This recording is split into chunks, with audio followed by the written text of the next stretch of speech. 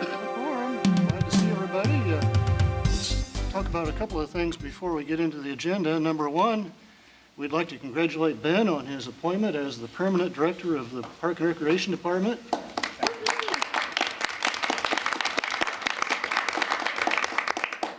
It's been such a seamless transition from the Don Tripp era that the person wouldn't hardly have even known that there was a change. He's done such a good job, but this is a big event that he's now officially our permanent director, and we're just thrilled that's the case and glad to have you, Ben. Just say a few words real quickly. Sure.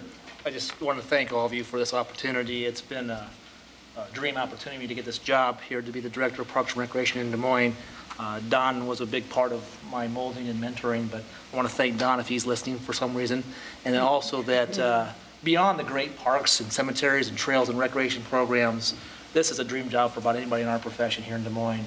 We've got a great board, and we've got one of the most talented and passionate staff that you could ask for. So this job wouldn't be what it's worth without the people sitting out there and the other ones at home. So I want to thank them and our team in legal and all the others too. So I look forward to keeping those things going well for everybody. Thank you. Thanks, Ben. Great comments, Ben. Okay, that sounds good. Secondly, we're having a couple of board members retiring. George Crummery and Dick Murphy are moving on.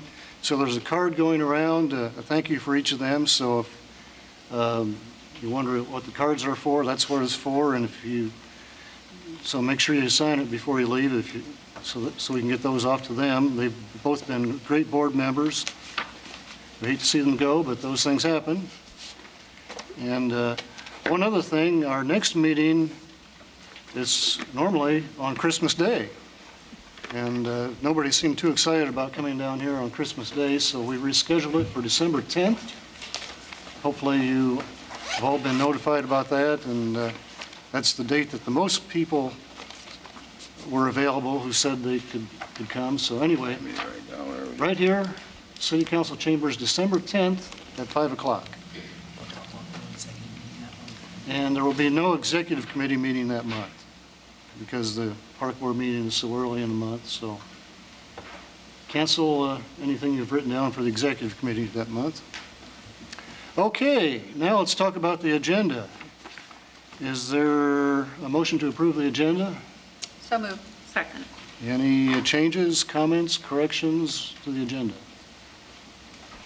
All those in favor say aye. Aye. Opposed? The agenda is approved. Next, let's talk about the minutes of the October meeting. Is there a motion? So moved. Second. Any changes, corrections, questions, comments, additions to the minutes? All those in favor say aye. Aye. Opposed?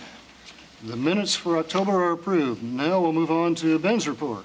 Great. Well, Joe just took care of the December meeting. I just want you to know that we'll do our best to get that packet out on December 7th. We'll need all the time we can, so that's going to come out on a Friday. We'll get it in the mail. Hopefully, if we can, even on that Thursday, but it's likely on Friday because it's a short turnaround between now and then with staff time to get the documents prepared and all of our ducks in a row. Moving on, Sheridan Park Concept Plan. This is about a little over a year-old project. The Sheridan Neighborhood Park Association contacted Don Tripp and their council members asking them what we could do to look at their park to give it a little refurbishment and some refreshment. They had some ideas of their own, so we sent our park planners out there, and Larry Idris is here today to talk about the process. And Larry, why don't you come on up and lead us through what they came up with. Where are you doing this? Georgia, you taking me with you? Sure. Okay.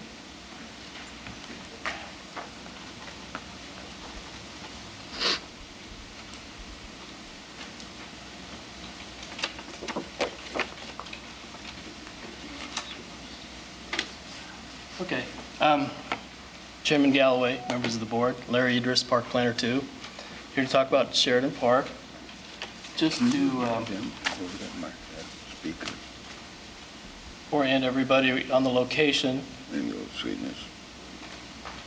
This is 235. We've got Easton Boulevard. 4 Mile Community Center is here. And Sheridan Park is here at 4000 East Hull Avenue.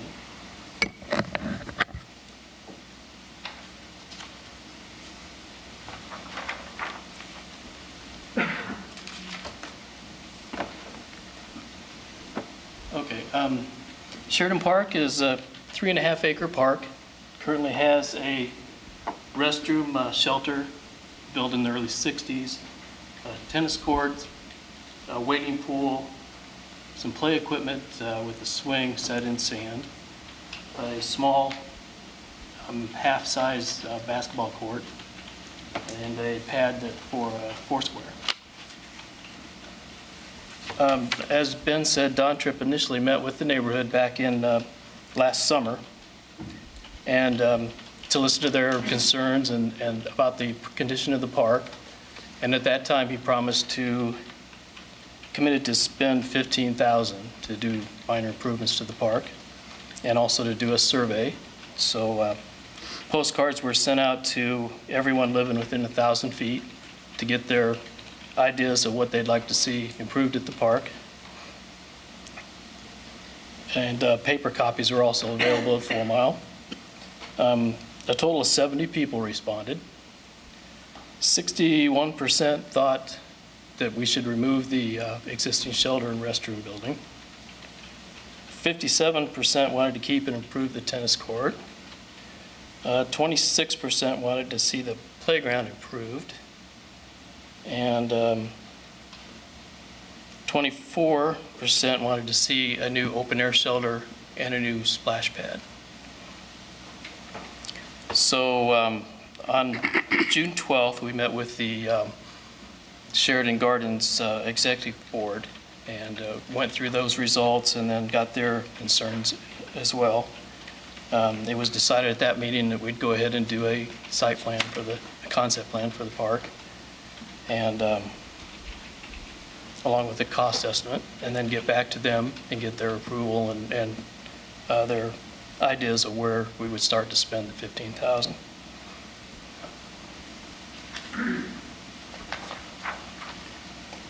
Okay, we went back to them on November 1st and presented this plan, as you see here.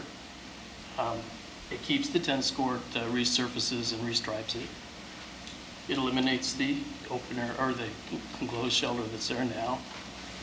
It improves, does some minor improvements to the playground, just to refurbish, repaint, that sort of thing. Puts it in wood mulch surrounded by a concrete curb. It has a new splash pad and a new open air shelter, more central located into the park while maintaining the open space, and a half-court basketball court with a new concrete goal like we've done in some of our other parks. The board voted at that time to approve the plan. And the cost estimate for all these improvements is about $390,000. The board voted unanimously to approve that plan, and then we discussed some different options of where we would spend the $15,000 that we committed to. They also after discussion, they voted that the number one priority was to remove the shelter, the existing shelter, with the stipulation that we would keep the wading pool active and keep the lighting in the park. So our crews, I've discussed with our crews, and we plan to take that shelter out yet this winter.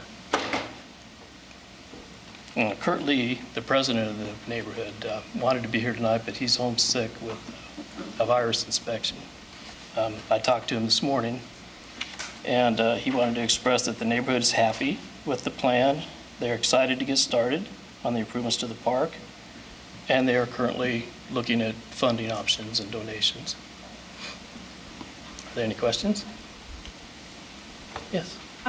When we look at planning these pocket parks, where is this park in comparison to other pocket parks in the city? I mean, there are a lot in similar condition? There are some in similar. This is towards the poorer end of the condition of the parks, I would say, overall. Or the poorer end? Do we know demographically how many children are in this? I mean, did we ever look at the demographics as to how many children are in these neighborhoods? We haven't. We've begun talking about that in our internal discussions as a staff team to see what we are looking at as far as who would use these parks. We relied on the neighborhood to tell us during our survey, why do you want a basketball court? Does it need to be a full-size basketball court? That's the first thing I looked at is, they said, no, they want to have this because there's a lot of younger kids in their neighborhood, so we're going off what they were telling us. Sometimes if you put a full court in, it gets dominated for time by the older kids, so they wanted to start with a half court and have flexibility built into our plan. As you see, one example again with the basketball court is, as those kids grow and they wanted to come back to us, you could easily add the next panel of cement to make it a full court hoop.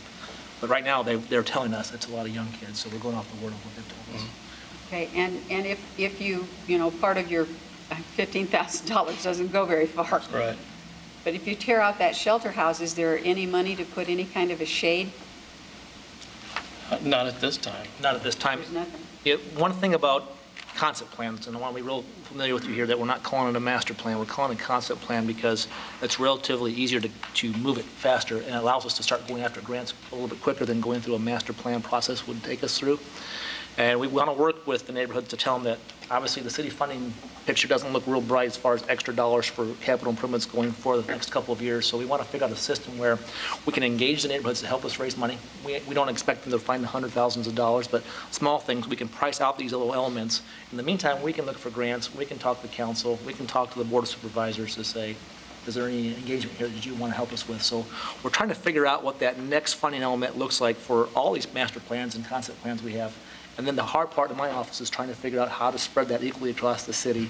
And right now, we do have 15,000, and that would likely take all of that money just to take the area down and regrade, reseed, and get ready to go. But in the meantime, it gives us an opportunity today on TV, as well as with neighborhoods, to find potential donors. So I know it came up at our Northeast Neighbors meeting, and we were talking about the potential of going after grant money to get some of this done. But one of the things that concerns me about the Northeast area of town right now is we have a significant number of apartments planned. Senior housing, low-income housing, we anticipate, there are going to be a large number of children, and I'm wondering what do we offer as a city for recreation for these children as that growth potential moves forward. We did do some demographic research as a city in general. We had our community development department come to our all-staff meeting, the entire department. We thought it was a good idea for everybody to see and understand why we make improvements, and we said, show us the demographics of the city in the next 20 years projection. So we do have that, but we don't have it at this point down to each neighborhood, but we will look into that. Okay, we can carry this conversation on later, but thank you. Any other questions? Okay, thank you.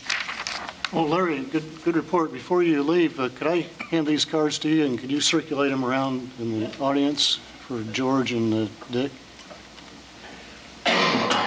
Thanks. Includes our Sheridan concept plan if there's more questions. She does, yeah. Okay. Next, I'll ask John Terpkosh to come up. We received a nice award.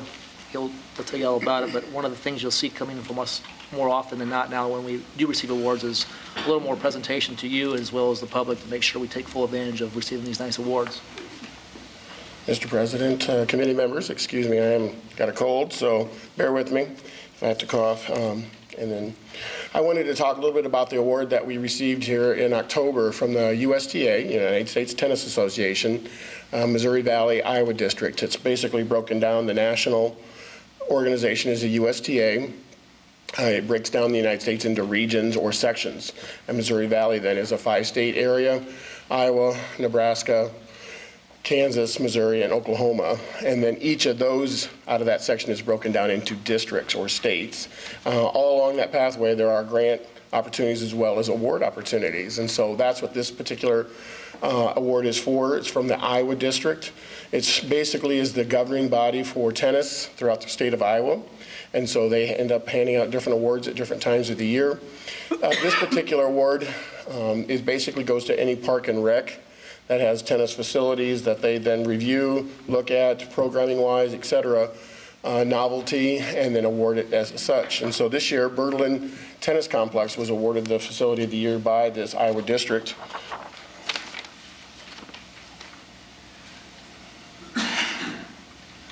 This is the current look of Berlin tennis courts. It started out as a 12-court system. And obviously the flood that came along kind of wrecked that plan.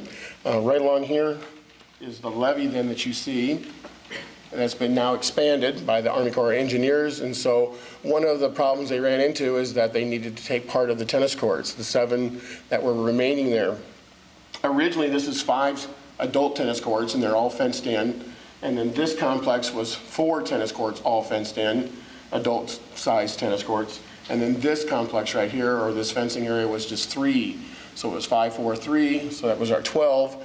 What they needed was just a little bit off this backside of those 7 tennis courts. And what they did do is they did remove what they wanted. They sawed down through the courts. They removed what they wanted, and then they put the fence back up and said, it's your problem now and how to deal with it.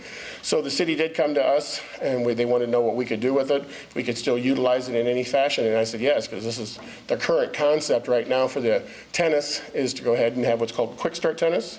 Right now it's been going through a change, and it's now called 10 and under tennis. But it's basically like every sport, it's going through a modification of reducing facilities in terms of sizes that can be appropriate for youth.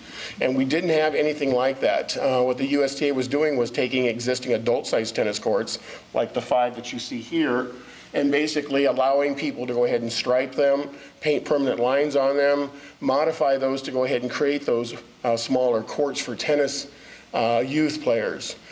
And so this turned out perfectly. I worked with Larry quite extensively, so I want to thank the planners and help of Larry. And so we looked at these and we said, no, just leave what we've got. It's a great foundation, and so we can go ahead and add to that. And so what we came up with were what we saw here is there are 5 60-foot courts, and those courts are played for 10 and under tennis. So kids 9 and 10 would be playing officially on those in any kind of sanctioned tournament that's done throughout the United States now. Rules have totally changed for those particular players. They are no longer allowed to play on adult-sized courts in a tennis tournament. That's sanctioned, and that means it's an official, they're going to get points, et cetera, move on and have the capability of getting a ranking, et cetera. They can't play on an adult court anymore. They have to play on a 60-foot court. And so we were able to create 5 of those at that particular location. They do have the net posts there that are permanent, and the net's there, and so it's a great facility. You can kind of see just by the sheer size in comparison to the adult ones. They are about 75% smaller than an adult tennis court, and so that's very appropriate for them. It's great. Like I said, it's fenced in.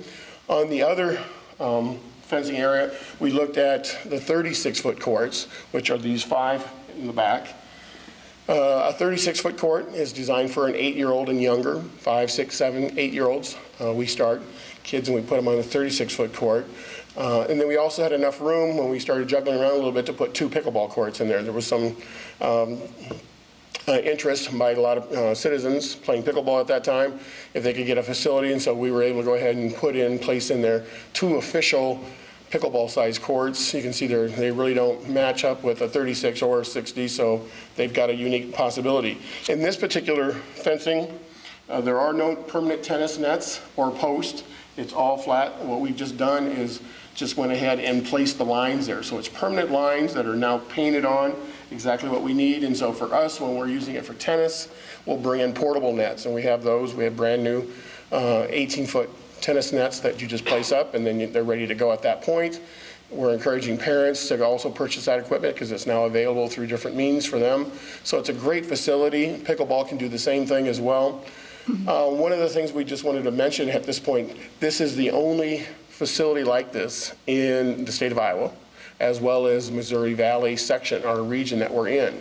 Right now, the only comparable and the only other one facility that I'm aware of is down in Omaha at the Coke Tennis Center, and they have about like 20 adult-sized tennis courts, and they have 3 60-foot courts. So certainly in comparison, it wasn't by design. Obviously, nature didn't work with us, but we're going to work with nature at that point and take advantage of it. And so it's a great start for our youth complex there. I am still kind of upset that we've not replaced the 5 adult courts there, because we do need 12 at some point in the city, because Waveland is taking a lot of pressure right now from the neighborhood, from a lot of organizations, but tennis is on the move also. Ankeny has just put in another 8 courts up there, so they've got 16 great courts up there, and then what that's going to do, it's going to start vying for a lot of tournaments that we've always had the pleasure of having because we've had the most courts.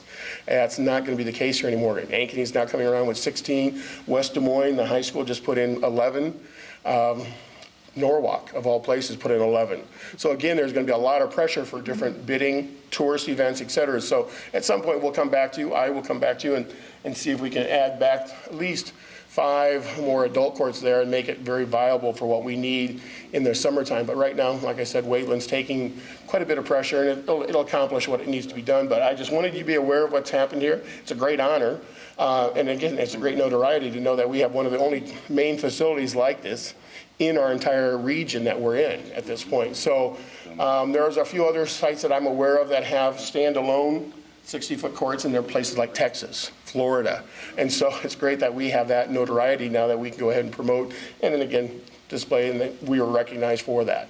So just bring that to your attention. Any other questions? Yep. Will NJTL be using those smaller courts?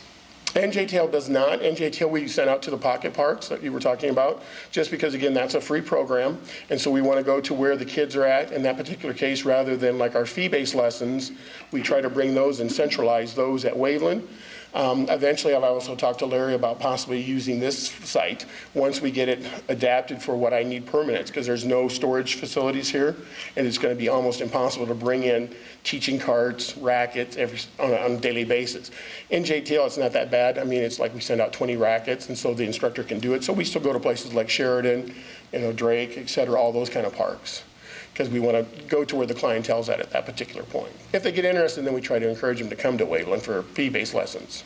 Does Norfolk use these courts? Yes, they do for tournament play, or not tournament play, but, varsity play, yes. Anything else? I'm not familiar with these smaller size tennis courts, and I guess rely on your all's expertise, but there's a big demand for this versus just having more adult size courses? Or? Definitely, for sure, because they're now saying this is the best way to teach small children. It's just like going through Pee Wee football or basketball, anything like that. You want to get the equipment smaller that's appropriate for them to maneuver and use. Before, it was always working on an adult court, and most tennis pros were making them go from baseline to baseline, which is an adult to an adult line. And so there was a lot of modification.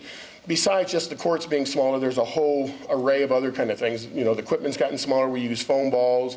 The rackets are much smaller. And so what that does is it guarantees that they're going to have success developing those skills at the beginning rather than struggle.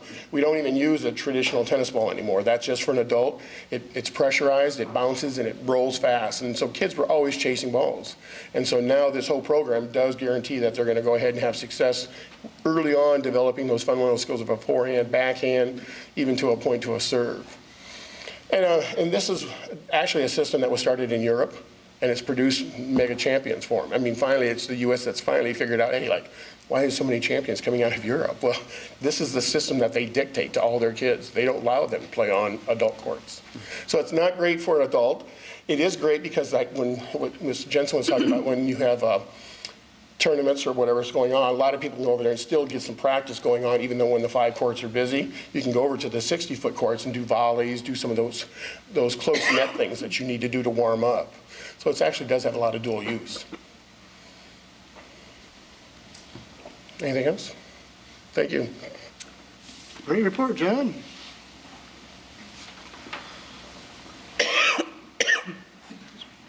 Cemetery ordinance revision update. We're still working on that. It's not the top priority at this point for a couple of reasons. One is that Marlene Anderson, our cemetery supervisor, has been out on a little medical leave. She'll return here in a few weeks or less. And also, we have a couple of high priority items on Ann's desk that the city manager's made a priority. The downtown programming agreement, the HubSpot, trying to find a concessionaire for that, the online registration and reservation system, the agreements are moving with those as well. This is going to be right on the heels of that. And again, we're still looking for a board member to be a part of the Cemetery Advisory Committee to help out with that. So when it does come up to this board for a recommendation, it's got some board member input onto it already. They do meet the first Wednesday of the month now at 5, so at Glendale. Is it 5? Yes. I thought it was 4. 4, I'm sorry. Let me double check that real quick. I have it written on my phone here while I'm looking. You can, 4 is what you told me. 4 o'clock, yes, thank you. Yeah. They usually only run about an hour. About an hour. And there's been a really tremendous subcommittee that's been working on the revisions of the, Absolutely. They've got a lot of hours to do it already. yeah. So is there anyone who's interested in that position?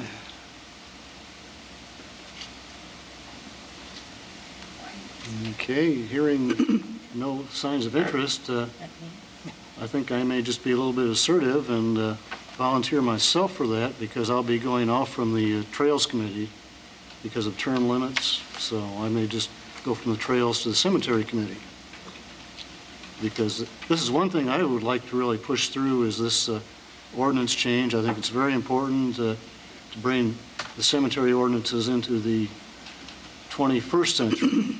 They're probably, in many cases, 50 more years or more out of date. So this is a big deal. And I'm glad Ben is keeping the focus on this. And as soon as Ann gets some free time, I'm glad she'll be turning her attention to this. So hopefully after the turn of the year, we'll be hearing a lot more about that. Okay. Great. Next, we have another award. I'll have Richard Brown come up and tell you about that. Can you turn the screen back on? Chairman Galway, members of the Park and Recreation Board, Richard Brown, Park Planner 3. The American Planning Association is the national professional association that recognizes planners and the profession of planning and educates and trains and advances and advocates for planning across the country. You probably remember Grays Lake Park was named last year as one of its 10 great public spaces across the entire country. In addition to the national organization, there's also a state chapter, and each year the Iowa chapter of the American Planning Association asks more than 300 members to submit ideas, projects, individuals deserving of professional recognition for projects and different things that they do. They can be nominated in up to 16 different categories, from planning excellence to distinguished leadership. And based on an independent review of jury from the Nebraska Planning Association, they chose to award 6 different nominees this year. We actually submitted for the Bicycle and Trail Master Plan as Transportation Plan of the Year for the state of Iowa, and we are excited to have that awarded. And so they have presented us with a very nice award here. I probably can't see, put up there for a second, and then I'll hand it around for people to see. But we're very excited about that. Some of the things they look at when they're awarding a nominee based on the work that they do is how well it engages the public, elected and appointed officials into the planning process to come up with the best possible plan for the city. Additionally, they look at how well the plan seeks to meet the needs of the community, looking at limited resources, the community that we live in, and then also how well the plan is being implemented and how that's moving along. You can make a lot of great plans, but if it doesn't get implemented, then there's no point in actually doing it. So they asked all those questions and provided a lot of great comments, and we're excited to award this, and we're excited to accept it, and wanted to notify you of this and show you the award and pass it around. We are very excited to receive that. There's a lot of great things going on, we all know, from our trail system, and also now starting to be in our on-street bike network that's connecting our different destinations, our parks, our community, our neighborhoods, our commercial areas, all over, connecting into a great network that allows people to use our trail system. So with that, I'll just pass that around and take any questions if you have any.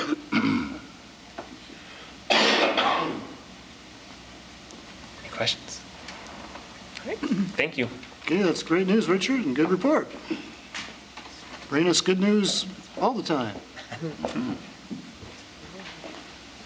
Is that going to be on your desk? Is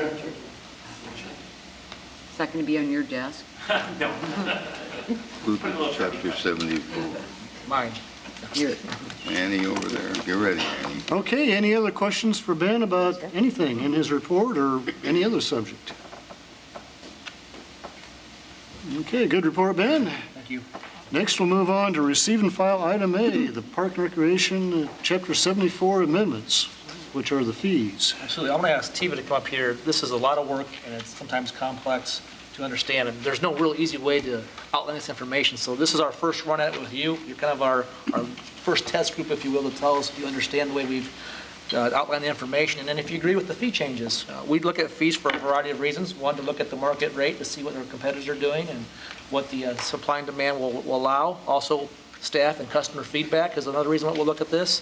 And lastly, just the increased cost of services. Some things start to increase and our goods increase, so the service increases. So we want to make sure we're in line with all those things, and Tiva's done a nice job of evaluating those things, and I'll ask her to kind of run us through And then you guys stop us as you want and ask questions. We're glad to answer all that. Thanks, Ben. Chairman Galloway, members of the Park and Recreation Board, Tiva Dawson, Recreation Manager. As Ben indicated, might be best if we just go section by section and answer any questions that you have there.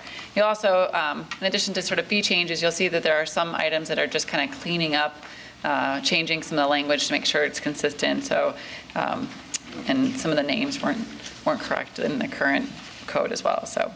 The first section is 7492 on alcohol. Are there any questions here? I've got a question. Yeah. I mean, I've got a bunch of questions in this thing. Good.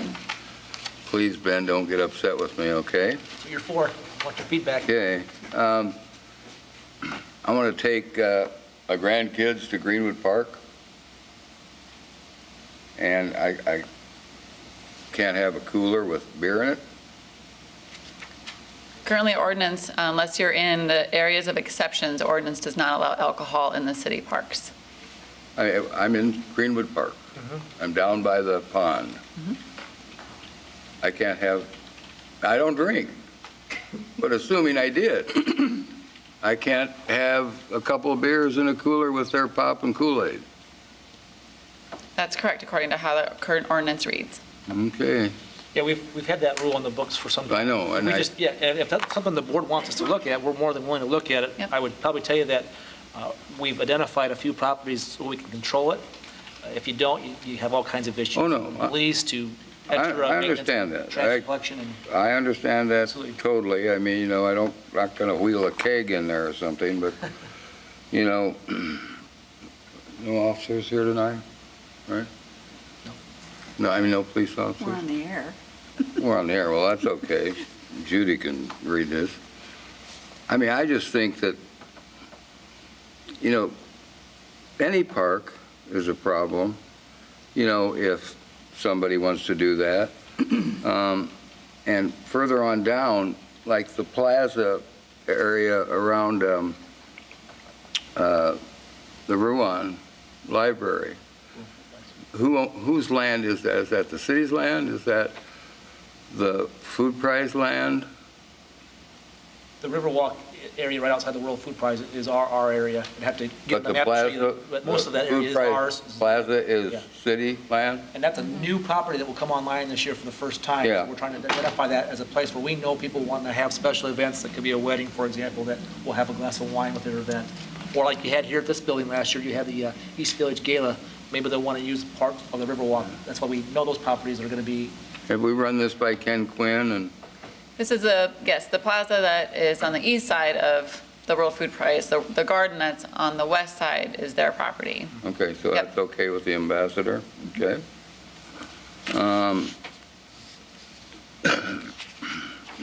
Let's see.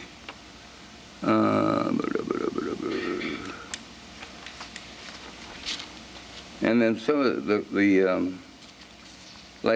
Birdland Marina thing. The facility may remain open until 11 p.m.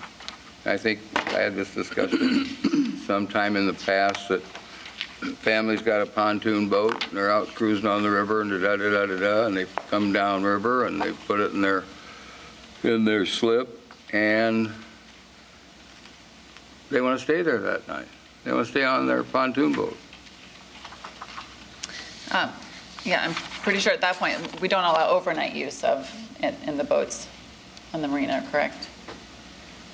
Oh, they can stay, okay. So They can stay. if they have a slip, they can stay there. They but can not stay all night on it? If they have a slip. Okay. And then the Grays Lake thing, I'm trying to develop a thing where there's a thing called the Inland Lakes Yachting Association. They sail MC sailboats, little 16-footers. And we've talked about before about getting depth and everything on Grays Lake. And it'd be, if you get 60 of those things on that lake on a weekend, it'd be spectacular. But those people, pull their boats down and all their gear and this, that, and the other thing, and would want to figure out a place to park, and a lot of them have motor homes that they pull the boats down with and stay in the motor homes and, cook and do all that stuff, that they do it every other lake in the Midwest. In cities like Minneapolis and Lake Calhoun, Lake Harriet area up there, they have an icebreaker regatta up there in late spring that's fantastic. But, you know, they stay all night in their motorhomes, and can we make some adjustments for special occasions, or I don't know what you'd call it? We do have a new overnight ordinance that has to be signed off on the director, and it's And case by then, case basis. so you've got the authority to allow say that's overnight. okay? I don't know where we would put the larger RVs. The overnight ordinance is more for tent camping than it is for hookup and everything else with electrical needs and RV. Yeah, they don't placement. hook up with anything. Most of them have generators. Yeah, I don't know where we'd put them at Grays Lake without dominating the rest of the parking for the public. Well, Tiva and I'll go out and find a place to Yeah. put them. We'll look into that. I think it'll be very difficult for us to change the way we've always used Grays Lake. I think this lake is more of a municipal park than it is a camping region, but not that we couldn't look at that. No, I mean, if you saw it happen or saw it happen up on Lake Harriet or Calhoun, I mean, it's a spectacular, situation with 50 or 60 of them out there, and it would attract, I think, all kinds of people to watch and that type of thing, let alone those that come in to watch. If there's a large group that's wanting to come, and we definitely work with them from the city's perspective, we'd like to welcome all guests to the city. If they needed camping arrangements, we'd try to find them the available camping arrangements in the city and help them find their way to use Grays Lake. And then my last thing, and I think I talked to you about it when it happened, I think we had a meeting here, and I walked out and they were having that run for health or something, and I was talking to a couple of the kids that were in it, and I said, were you charged a fee? And they said, we were charged a fee to run across the bridge or use the street. He's talking about, want to talk about the trail fee for the large group? Yes, a couple of years ago, the Park Board did, and City Council passed a trail use fee. It's $250 for groups of 100 or more that plan to use any portion of our trails. If they were less than 100, but they closed a street, there would be a separate street use permit that also has its own fee that the city manager's office coordinates all of that as well. I can't speak to that specific event. Yeah, I just thought, I mean, the couple of the kids I talked to are from Denver and, had come all this way to participate and all that type of thing. And, I just think there's certain situations where, I mean, now, do you have the authority to waive that? If we are a sponsor, we have authority to waive fees if we're considered part of their event, not just to go the back door through, but just to be a real part of their event. Where we have we have to gain something as a city from their event, whether it's, notoriety, logo placement on their event, or some kind of payment of sharing of fundraising. And it just depends. There's a lot of, this is a really complex one again. If they're using the trail system, but they're crossing city streets, then it goes to a second group, which is a city street use team. And then they determine the cost for extra police presence. We determine the cost for example, extra trash issues we may have, or extra Kaibo rentals. So it's a lot. Each one is not apples to apples. Apples to oranges more is the way that I would represent it, and we would work with them again. The city is actually having no lack of attendance when it comes to special runs and walks. So I think we're off the charts when it comes to all the different things that have been happening over the last 2 years. So I particularly am not worried about the trail use permit fee that we have in place at this point. If it becomes a hindrance, we would come back to you and say, let's knock this down or eliminate it. I was going to say, do we have a lot of feedback, or have we had a lot of feedback in the last couple of years since we started that, or have we noticed a decline in the ones that were using grays and different places like that? We have had a few folks question it, because certainly it was a change from their annual event that they had there. Most have stayed and integrated it as part of their fundraising strategies or fees that they charge their participants. We did see this last year that Loop the Lake for the first time had moved, but rumor was that a lot of people didn't like the new location and they plan on coming back. So that was the only one I knew of, a larger, really well-known established event that chose to leave. But West Des Moines also looking at adding a fee for their trail use events as well. So. And it's if they receive a fee or money is donated, is that right? It's if they expect that their participation numbers will be over 100. Oh, okay. Okay. Yep. Can I go back to section 92? It's 7492. Are there any other questions on the alcohol?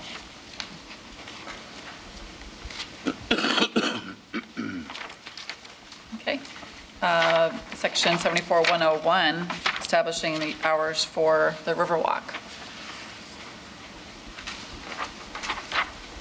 You know, you mentioned the Riverwalk closing at 2, with the exception of the multi-use trail and trail heads. Are those closed at a different time or not closed? They're open 24 hours, what our current ordinance says. Okay. Yep.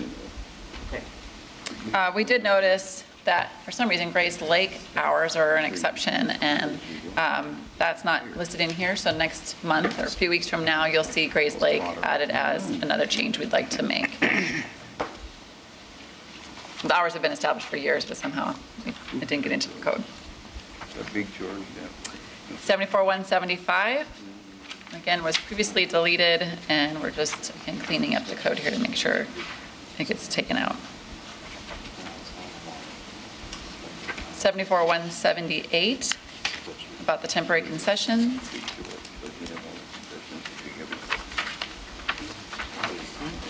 Okay. 74179.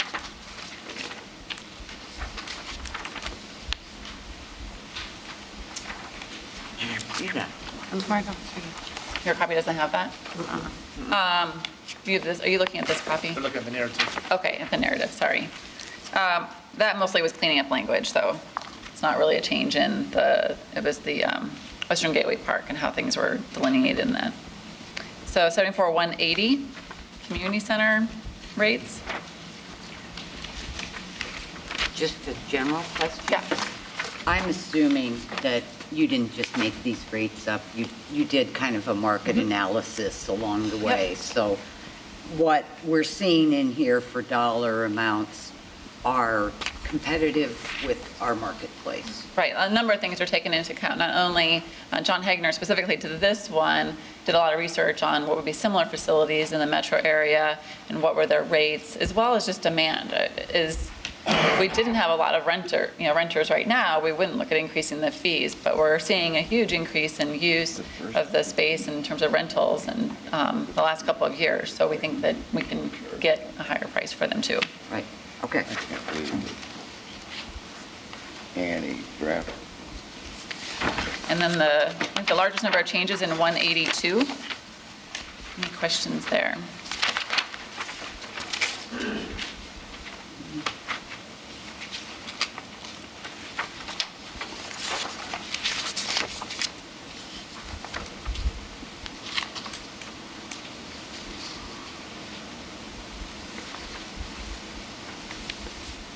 Yeah.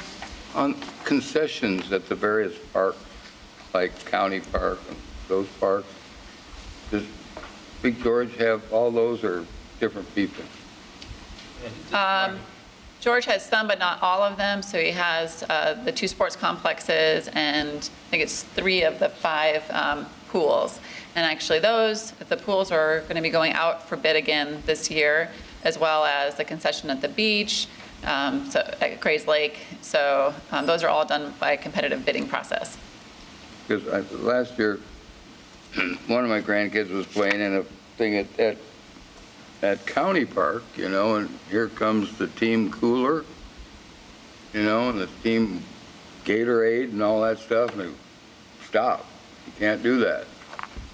So that's just something to talk to George about, or Okay. whoever the concessionaire is.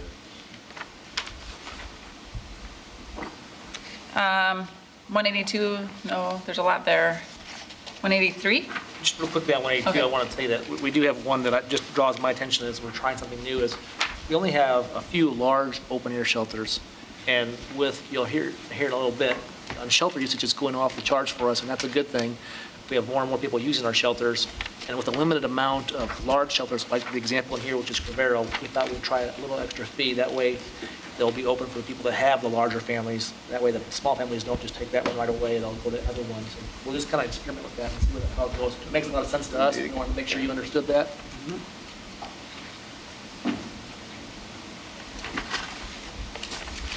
Okay, the changes to 183 in the aquatic center, swimming pools, marina.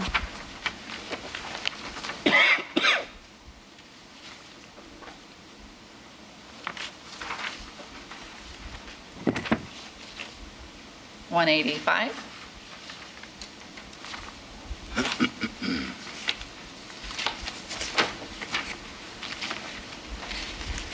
And there's sort of two 186s. One's the elimination of the vendor fee, no longer is very applicable to how we operate, we're no longer operating Simon Estes directly. And then we're replacing that with the principal Riverwalk fees. Any questions on either one of those?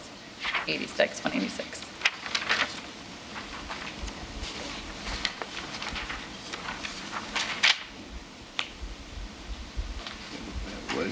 Those of you who are at the Park Board Executive Committee, you'll remember that we talked about a camping fee. After talking with Ann some more about that, she feels like it's a program fee. So that'll kind of go under the rest of our program fees that we might charge for different events or programs. So that's why that's been eliminated since you've last seen it. I thought I saw it back over here. Yeah, I thought there was a $20 camping fee. It's in 74,182. Well, maybe that didn't get made since Renee looked at it. Good catch. We'll make, Thank you. I saw it. it is, it's right Okay, there. yeah. I knew I saw it. So it won't be there. It won't be something that this board acts on. Right. Program fees are something set by staff.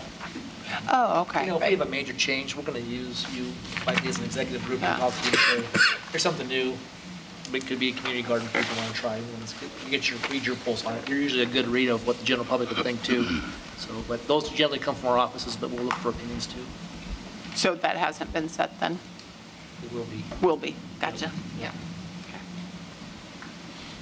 And as sort of Other a questions? follow-up to that, the $20 per tent that was discussed, that sounded fine for your scenario of, one tent being there, but suppose it's a Cub Scout troop, then you could have some unforeseen consequences of trying to charge $20 for every tent in the Cub Scout troop. So Ben and Nativa are going to take another look at that for group situations like Cub Scouts. Group size agency fee, so try to make it affordable for everybody to still participate should they want to.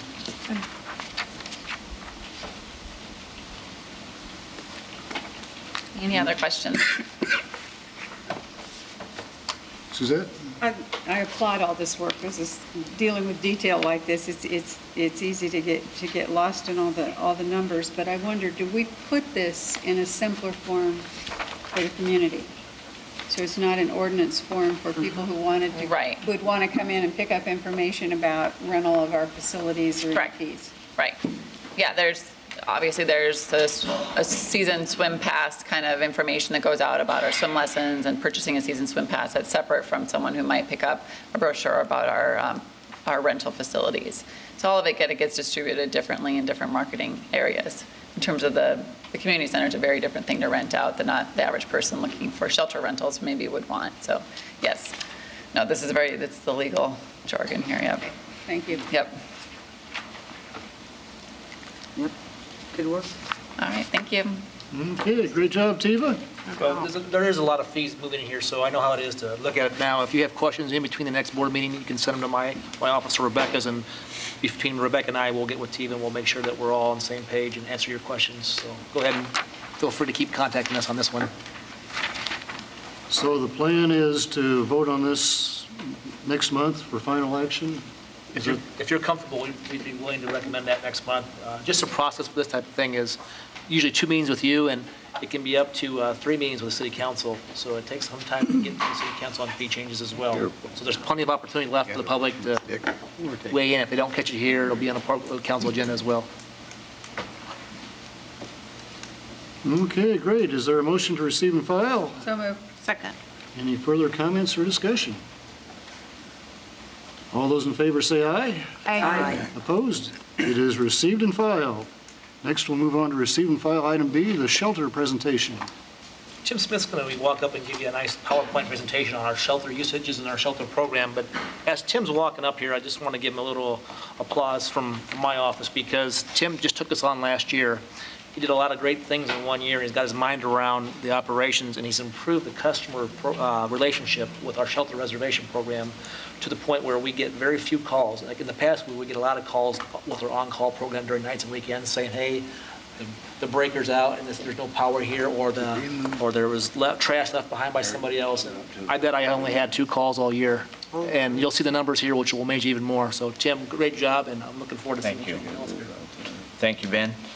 Chairman Galloway, members of the Park and Recreation Board, I'm Tim Smith, Park and Recreation Supervisor. The Des Moines Park and Recreation Department's facility rental program offers a variety of locations ranging from shelters to swimming pools. For today's presentation, I will focus on the city's 45 shelters. These shelters provide a variety of options in size, location, and amenities, allowing shelter renters the opportunity to find the perfect fit for their needs. In 2012, there were over 1,300 shelter rentals with an average attendance of 35 people. Shelters can be reserved online or by calling our customer service staff. We provide shelters so that people have a place for special occasions. It is an opportunity for our department to accommodate residents and also a way for thousands each summer to enjoy our park system. According to a recent department survey, birthday parties and family reunions are the most common events held at shelters, comprising over 50% of total rentals. However, shelters are used for a wide variety of other activities, including as a meal site for the Des Moines Public Schools summer lunch program. While some of the open-air shelters operate on a first-come, first-served basis, most are reservable. Signs are posted outside each shelter so that park patrons are aware that it's reserved. Each shelter is cleaned prior to a rental. Enclosed shelters provide a unique combination of an indoor setting in a secluded, nature-based area. Currently, there are 7 shelters, 2 at Union Park and 1 each at Greenwood, Martin Luther King, Pioneer, McRae, and Grandview. In June of 2013, Birdland Shelter will reopen. Grandview Shelter has heating and air conditioning, and Birdland will as well, so that both will be available for rental year-round. Enclosed shelters are extremely popular. Though there are only 7, they make up nearly half of all rentals. During the months of April through September of 2012, 599 out of 673 available weekend time slots were reserved.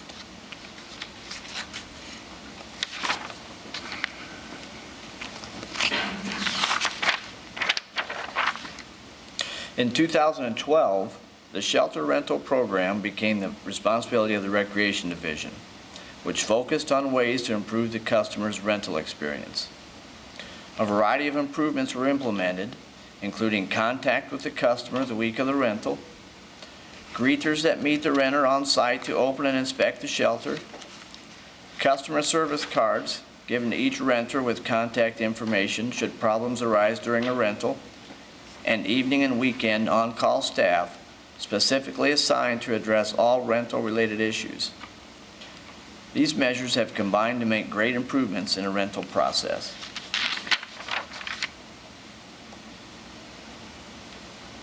While results of a recent survey showed that 86% of renters rated their experience as good or excellent, some comments suggested that facility upgrades are needed. Wider doorways, air conditioning, more electrical outlets, and furniture upgrades were among the improvements mentioned. While some of the upgrades can be implemented at a low cost, others will require a considerable funding commitment, such as a remodel of Union West Shelter, one of our most popular facilities. While a small amount of the comments we received from the survey dealt with renters' suggestions for improvement, the majority expressed positive feedback. I've chosen 2 from our 2011 survey that best reflect the overwhelmingly positive responses we have received. Our department has a long history of providing clean, conveniently located shelters at an affordable price. The staff believes that shelters have been and will continue to be an integral part of our park system. Now I'll be glad to answer any questions that you may have.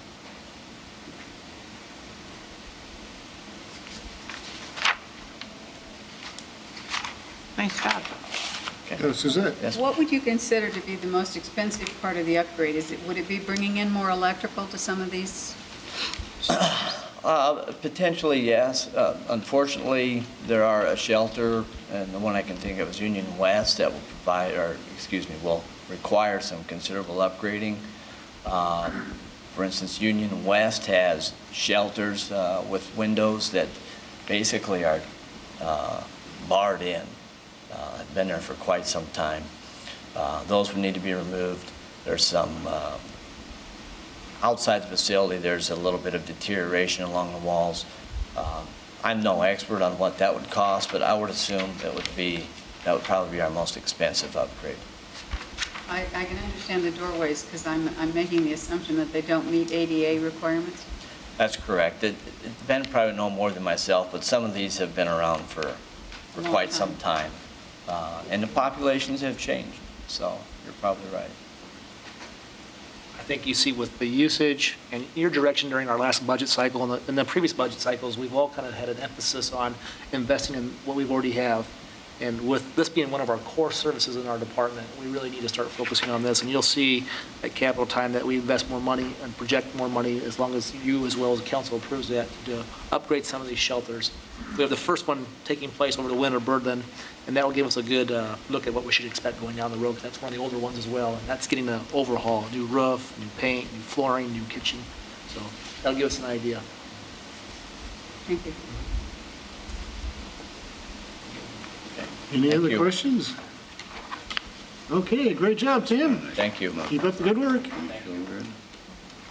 All right, next is a draft report presentation by John Hagner.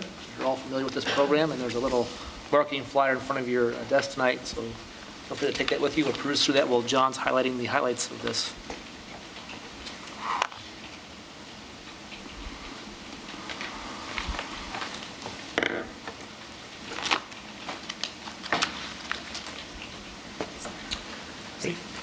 Chairman Galloway, members of the Park and Recreation Board, John Hagener, Park and Recreation Superintendent. Thanks for the opportunity to visit with you briefly about our financial assistance program that we call GRASP. You may recall it was about this time last year that we actually changed the name to GRASP to better capture what the program was for in the actual title. So hence Greater Des Moines Recreational Activity Scholarship Program. You know, essentially, what this program is all about is providing individuals and families with low incomes the opportunities to participate. And we want to make it as easy a process as possible. We believe we've put together a program that does just that, give them the opportunity and an easy process.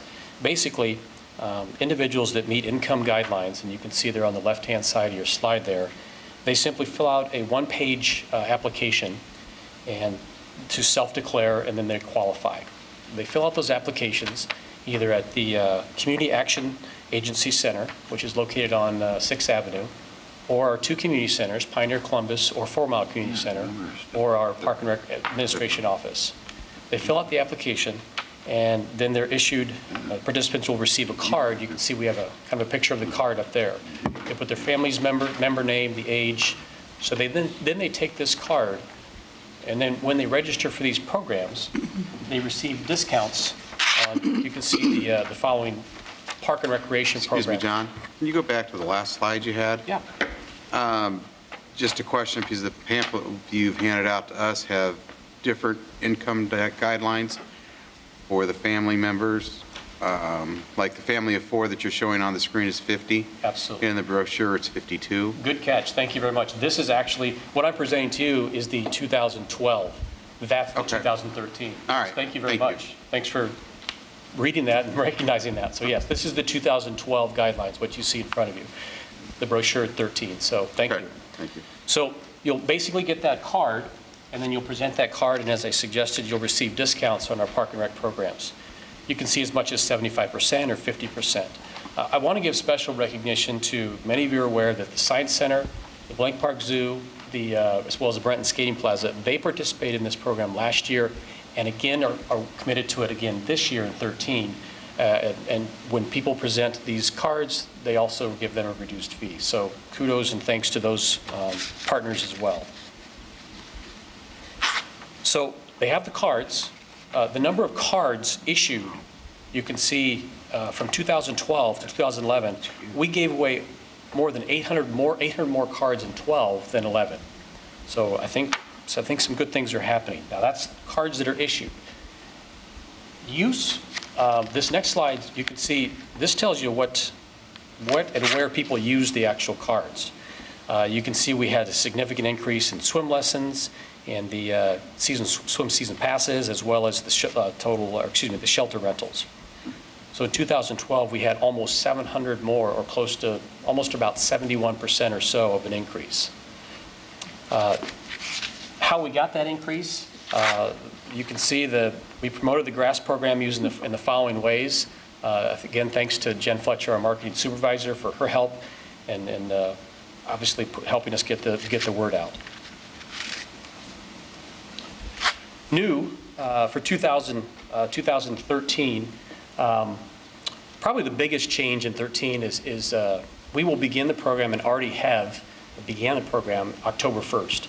We have a program called Energy Assistance. It's really not a Park and Rec program. It's administered through the Youth Community Action Agency, part of the city, for individuals and families that need energy assistance, and they provide income that qualifies. They receive financial assistance on their bills. Those are the exact people that we're trying to target for this GRASP program. So what we did is, starting October 1, families, individuals that came into the Community Agency Action Center, for those that qualified, even if they didn't, we were promoting the GRASP program. Our hope is that, first of all, it's a one-stop shop. While they're there, they can learn about the GRASP program and also get energy assistance. Secondly, we're hoping that more people will get the GRASP card there, maybe reduce our staff traffic, if you will, in the spring and summer when our staff are really, really, really busy. So, so far as of yesterday, they've issued 30 cards there. So we hope that's working. Well, as I mentioned, this program really is about participation for people that maybe otherwise would not be able to participate.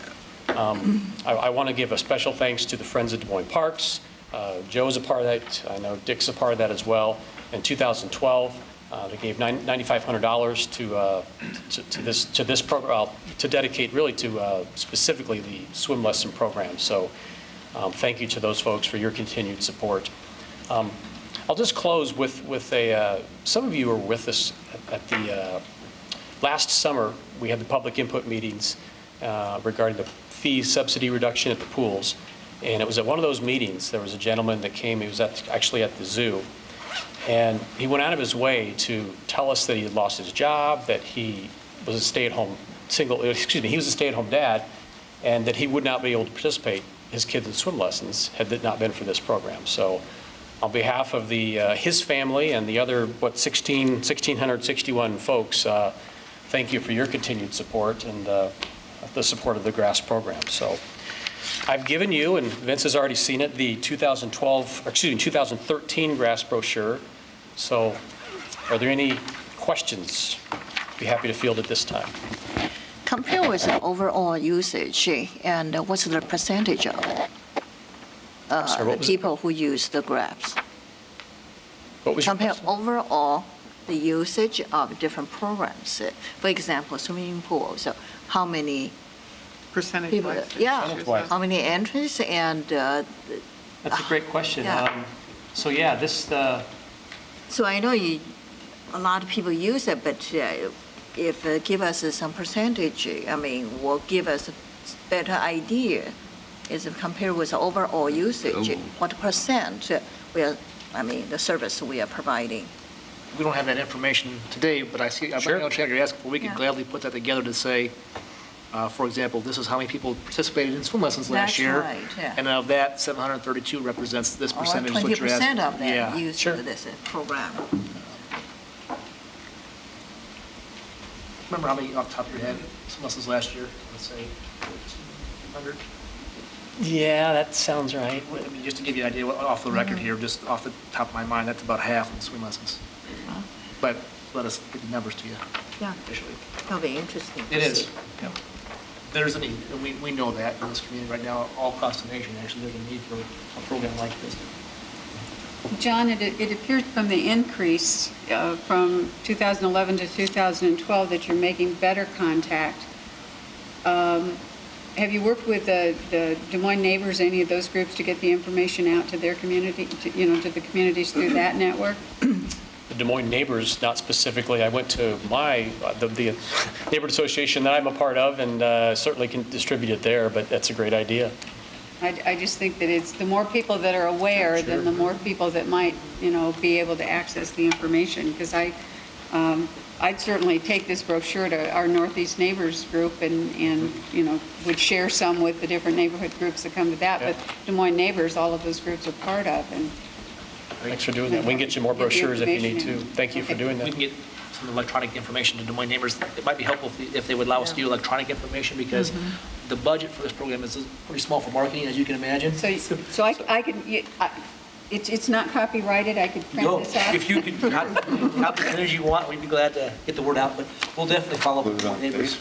Also, quite a few of the neighborhood associations, they have a newsletters. They certainly can incorporate the information into their newsletters. How are the income guidelines decided? Is this a standard formula throughout the city, or? Well, that's a great question. We use what's established by the United Way. This is 220% of poverty guidelines, and that's what they use. It's a great question, yeah. So I assume this information, the program is on our website also? Jen, is it on? Yes, that's. Yeah, looks like on Facebook. If you can provide a link to neighborhood associations, they can put the links on their web pages as well.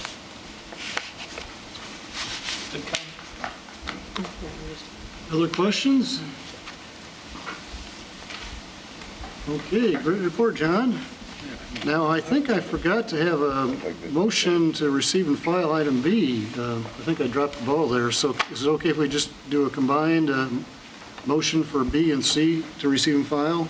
So moved. Second. Any further comments, discussion? All those in favor of receiving and filing both item B and item C, say aye. Aye. Opposed? Both of those items are received and filed. Okay, are there any other reports, announcements, comments, or anything else for the cause? I'd like to thank staff for sitting down and meeting with the Polk County Master Gardeners Association to start to be able to see if there's some way the two groups can work together to educate the community and work in community gardens here in the city of Des Moines. I think it's going to be a great opportunity for both groups, so thanks, guys, for us at that point. Great to hear that. Anything else from anybody? Also, since I'm the rep on the Youth Advisory Board, and really youth have a concern about the summer jobs. So I don't know if they ever contacted the Park and Recreation Office regarding next summer's summer job opportunities. We are one of the largest employers of the youth in the city, so we're excited about anybody that wants to put an application in. And as long as they meet the minimum qualifications that we have, we'll give them all a good, fair look at whatever jobs are available. So send them our way. They need to go to the city website if they're listening and go to the Human Resources link first. We post all of our jobs there first, and we have all the rules that follow with that. So once they get certified by Human Resources, we can look at them. Thank you. Yeah, definitely. Okay, good comment, Cindy. Anything else? Is there a motion to adjourn? So moved. Second. All those in favor say aye. Aye. Opposed? We are adjourned. Thanks, everybody, and remember, December 10th.